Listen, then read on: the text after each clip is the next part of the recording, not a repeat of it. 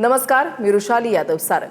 आजची चांगली गोष्ट आहे अमेरिकेत उभारण्यात आलेल्या महाबोधी इंटरनॅशनल बौद्ध सेंटरची। जगात आखाती आणि रशिया युक्रेन युद्धामुळे शांतता धोक्यात आलेली असतानाच युद्ध नको बुद्धचा नाराही बुलंद होतोय। आता आखाती युद्धामधील अमेरिकेचंच पाहना। इराण विरोधात आक्रमक अमेरिकेतच बुद्ध आणि डॉक्टर बाबासाहेब आंबेडकर यांच्या विचारांचा प्रसार करण्यासाठी एक महत्त्वाचं पाऊल उचलण्यात आलंय।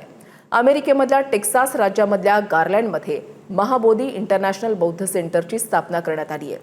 Ambedkarite Buddhist association of Texas म्हणजेच एबॅट याच्या पुढाकारातून हे केंद्र उभारलं गेलं आहे। भारतामधल्या बंगळुरूमधल्या प्रसिद्ध महाबोधी सोसायटीची ही अमेरिकेमधली पहिली अधिकृत शाखा आहे। हे केंद्र केवळ एक धार्मिक स्थळ नसून भगवान बुद्धांचा करुणा आणि समतेचा संदेश आणि डॉक्टर बाबासाहेब आंबेडकरांची सामाजिक न्यायाची विचारधारा जागतिक स्तरावर पोहोचवण्याचं काम करेल। तिथे ध्यान, धम्मशिक्षण, सामाजिक संस्था आणि सांस्कृतिक संवाद आणि सामुदायिक विकासाशी संबंधित विविध कार्यक्रम आयोजित केले जातील। तसंच इथल्या भावी पिढ्यांना धम्म आणि सामाजिक परिवर्तनाची प्रेरणा दिली जाईल।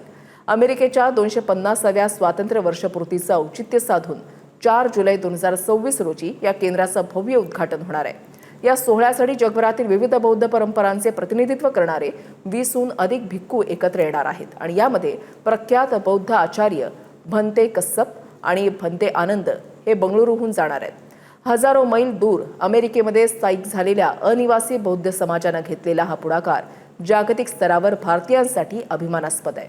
तुम्हाला आजची चांगली गोष्ट कशी वाटली कमेंट आणि रिप्लायमध्ये नक्की सांगा। नेहमी एक प्रयत्न असतो की सभोवताली चांगले घडतंय, चांगलं जे आहे ते तुमच्या समोर मांडण्याचा। तुमची चांगली साथ अशीच सोबत असू द्या।